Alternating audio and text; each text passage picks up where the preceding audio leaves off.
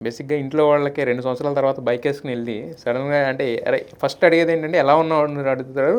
Immediate మాట ఏంటంటే ఏం చేస్తున్నావు అని అడుగుతారు. హ్మ్. హ్మ్. రెండే కదా! హ్మ్. సో, మరి రెండోది సమంత గారి దగ్గర ఇలా చేస్తున్నానని చెప్పంగానే ఇంట్లో వాళ్ళ రియాక్షన్ ఏంటి? మమ్మీకి అంత నాలెడ్జ్ లేదు సార్. మా డ్యాడీ అంటే లేరు. డ్యాడీ ఐ మీన్ మా మమ్మీ అంత ఇదేం కాదు. మేమిద్దరం అబ్బాయిని. హ్మ్. వాడు వాడు ఎంబీఏ చేశాడు తమ్ముడు. ఇప్పుడు ఎంబీఏ చేసి బిజినెస్ ఆడే రన్ చేస్తున్నాడు. అంత నాలెడ్జ్ లేదు. మా మమ్మీ వచ్చాడు నా కొడుకు. ఓకే వాడు ఏం చేస్తున్నాడు ఏంటో అనేది వాళ్ళకి తెలుసు ఆవిడకి. ఎందుకంటే మా మమ్మీ ఎప్పుడు అలా మమ్మల్ని అలా పెంచలేదు. మేము స్కూల్కి వెళ్ళి వచ్చిన ఇంటి దగ్గరికి వచ్చి మళ్ళీ ఏదో వదిలి మన ఊర్లో తెలిసిందే ఉంది. గిన్నెలు కడుక్కోవటం అన్ని సామాన్లు అమ్మ వచ్చే లోపల అమ్మ ఎంఆర్ ఆఫీస్లో ఇట్లా చేసేది. హ్మ్. సో మేము సామాన్లు ఇవన్నీ చేసేవాళ్ళని ఇవన్నీ కడగటం తమ్ముడు నేను మళ్ళీ స్కూల్ నుంచి రావడంతో ఇల్లు క్లీన్ చేయటం హ్మ్. ఇట్లా అన్నీ నేర్పించింది మాకు. హ్మ్. అంటే ఇలా ఉండాలి ఇలా బతకాలి ఇలా ఉంటేనే మీరు బతకగలరు అనేది నేర్పించింది. హ్మ్. సో అది చాలు నాకు హ్మ్. జీవితంలో మనకి అదే అమ్మ నాన్న నేర్పించింది అది. హ్మ్. ఉండటానికి ఇల్లు తినడానికి తిండి ఇంట్లో కూడా ఊర్లో కూడా ఏం లోటు లేదు. కాకపోతే నేను ఏదో చేయాలి నేను అందరిలా కాదు సంథింగ్ నేను ఒకటి చేయాలి అనేది హ్మ్. వచ్చినందుకు దేవుడు నాకు అలాంటి ఒక వ్యక్తిని నాకు ఇచ్చాడు దేవుడు. హ్మ్. హ్మ్. నీ లైఫ్ టర్న్ అవ్వాలంటే ఇంకొక వ్యక్తి నీకు కలవాలని నాకు అవన్నీ హ్మ్. అలా అయ్యటం జరిగింది. అది దేవుడు అలా త్రూ అవుట్ అంటే మరి బైక్ ఇప్పించినప్పుడు ఏంటి ఎక్స్‌పెక్ట్ చేసారా మీరు అసల? సర్ప్రైజ్ అయ్యారా లేదా అది కూడా? నేను ఎక్స్పెక్ట్ చేయలేదు సార్. నేను అడిగాను నీకు ఏమి ఇష్టం అంటే నాకు ఇలా బైక్ అంటే ఇష్టం అంటే ఆవిడ తీసుకెళ్ళి కొనిపించారా? హ్మ్. నాకు క్యాష్ ఇచ్చేసి తెచ్చుకోపో బైక్ నీకు ఏది కావాలన్నా కూడా తెచ్చుకోపో అని చెప్పి హ్మ్. వచ్చిన తర్వాత ఆవిడ ఎక్కి ఒక రౌండ్ ఆ వేసి బైక్ తీసుకొని రావడం ఆవిడ దగ్గరికి వచ్చాను. ఆ! ఇక్కడ పార్క్ అయితే ఉండేవాళ్ళం. ఇంకా అప్పుడు హ్మ్. ఇంకా తిరగడం జరిగింది. ఇంకా ఓకే. ఓకే. ఇంకా అది అప్పట్లో అదొకటి ఇది మళ్ళీ. ఆ! సో ఎవ్రీ మూమెంట్ నాకు ఒకసారి 24 అవర్స్ స్టమక్ పెయిన్ వచ్చింది. ఓకే. నేను అప్పుడు ఒక్కనే ఉన్నాను. నేను ఎప్పుడు ఒక్కనే రూమ్లో ఉండేవాడిని ఎవరిని పెట్టుకునేవాడిని కాదు. హ్మ్. అప్పుడు కూడా నేను అపోలో జాయిన్ అయ్యాను. సో ఆ టైంలో కూడా నాకు వచ్చి నన్ను అంత అవసరం లేదు ఆవిడకి. హ్మ్. నా అంతే కదా! దగ్గరికి వచ్చి మా వాడు ఏం చేస్తున్నాడని చెప్పి చూసి నాకేం కావాలని నేను రీఛార్జ్ చేయడానికి నా రూమ్లో హ్మ్. బ్యాచిలర్ రూమ్లో అదే. ఏముంటుంది సార్ ఒక బెడ్ ఇవన్నీ ఉంటుంది.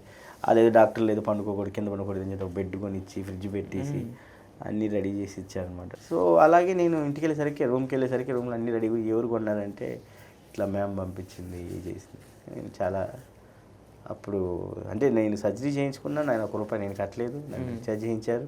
ఇంటికి వెళ్తే ఇంట్లో ఏమన్నీ అసలు ఇంకెవరిస్తారు సార్ అది. అదే అంటున్నా. ఇంట్లో అమ్మ నాన్న కూడా అదే డబ్బులు ఏమని ఆలోచిస్తారు. అదే మీరు చూపించే ఆవిడ మీద మీకున్న ఎఫెక్షన్‌కి ఆవిడ మీ మీద చూపించే ఆ ఎఫెక్షన్ ఉండే రిఫ్లెక్షన్ చూసారా? నిజంగా ఉండుంటేనే ఒక చిన్న అసలు హార్ట్ టచింగ్ మూమెంట్ లాగా నాకు అనిపిస్తుంది అసలు యాక్చువల్‌గా. నా లైఫ్ ఊహించినవి చాలా ఉన్నాయి సార్ ఇట్లానే. అదే ఆ సర్జరీ విషయంలో కానీ నేను సర్జరీ విషయంలో కూడా మా ఇంట్లో వాళ్ళకి తెలియదు. హ్మ్. ఇంట్లో చెప్పలే సర్జరీ విషయంలో. నాకు సర్జరీ అయిన తర్వాత తమ్ముడికి చెప్పా. మా మమ్మీకి తెలియదు ఇప్పుడు కూడా. మా తమ్ముడికి చెప్తే మా తమ్ముడు వచ్చాడు. ఓకే. అప్పుడు అంతా మళ్ళీ ఇంకా ఆవిడే షూటింగ్ చేసేది. నైట్ పోయేటప్పుడు నా దగ్గరికి వచ్చేవాళ్ళు నన్ను చూసుకొని వెళ్ళేవారు. అంత చేసింది. ఓకే. సో ఒక అమ్మాయి ఎలా బిడ్డని కాపాడిద్ది అలా కాపాడింది అన్న టైంలో. ఎందుకంటే నాకు ఆ టైంలో ఎవరు లేరు ఎవరు తెలియదు.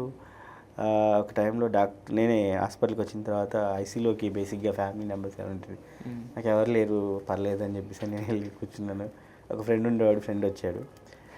అలాంటి టైంలో మళ్ళీ నేను ఉన్నాను రా అని చేసి హాస్పిటల్కి వచ్చి వాడికి ఏం కావాలి ఏంటి పరిస్థితి అని కనుక్కొని అన్నీ నాకు ట్రీట్మెంట్ ఇచ్చిన దాకా అన్నీ ఉండి ఎవ్రీ డే వచ్చి చూసుకొని నేను డిశ్చార్జ్ చేయడానికి అన్నీ చూసి నాకు ఇంకా అవన్నీ గుర్తుపెట్టుకుంటే నేను ఇంకెలా ఇది చేస్తాను. మీ విషయంలో మీరు ఏదైతే ఆవిడకి ఎలా అయితే సరెండర్ అయిపోయారో అంటే ఒక అమ్మలాగా ఈ ఒక అక్క అన్న థాట్‌లో ఆవిడ మీ విషయంలో ఎప్పుడు డబ్బు విషయంలో అసలు ఎప్పుడు లెక్కలేసుకున్న థాట్ ఎక్కడ కనిపించట్లేదు. మీరు చెప్పిన దాన్ని బట్టి చూస్తే.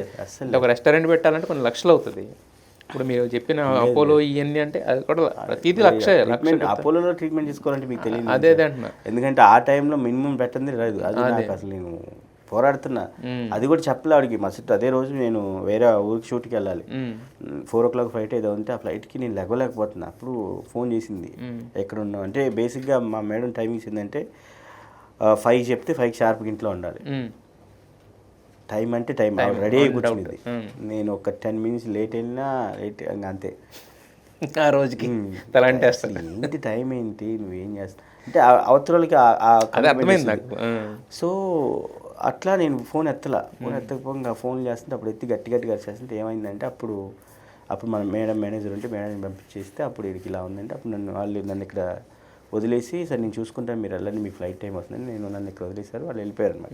మేము రాలా, మేనేజర్ తీసుకొచ్చి ఇక్కడ వదిలేసి అతను వెళ్ళిపోయాడు. నేను ఇంకా అన్ని ట్రీట్మెంట్ నేనే సింగిల్ కూర్చొని అన్ని చేయించుకున్నాను. ఆవిడ మళ్ళీ షూట్ నుంచి వచ్చి ఇమీడియట్గా మళ్ళీ నా దగ్గరికి వచ్చి నన్ను చూసుకొని ఏమైంది ఏం చెప్పాను డాక్టర్ని కనుక్కొని, అప్పుడు భరతరెడ్డి గారు ఉండేవారు, ఆయన హార్ట్ అపోలోలో చేసేవారు, యాక్టర్ తెలుసు, యాక్టర్ ఆయన నాకు బాగా చూసుకున్నాడు. అప్పటికే అత్తారింటి దారి చేస్తున్నాం కదా, బాగా చూసుకున్నాడు.